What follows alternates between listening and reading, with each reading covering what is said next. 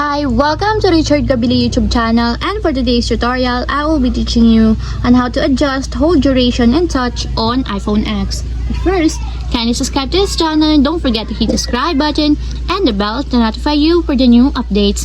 And let's start. Using your iPhone X from your home screen, first go to Settings.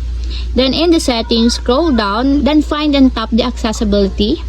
Then in the accessibility, scroll down and go to physical and motor section and then tap the touch. Then in this part in the touch, scroll down and then find the touch accommodations. Then in this part in the touch accommodations, go to hold duration section, and as you will see, you can adjust here the duration of your time per second. For example, you want to increase your hold duration, just tap the positive sign located on the right side, just like this. And if you want to lessen or decrease your hold duration per second, just tap the negative sign located on the left side. And that's it, we have successfully adjusted hold duration and touch on iPhone X. If you have a question, can you comment down below, and don't forget to hit the subscribe button and the bell to notify you for the new updates. And thank you for watching!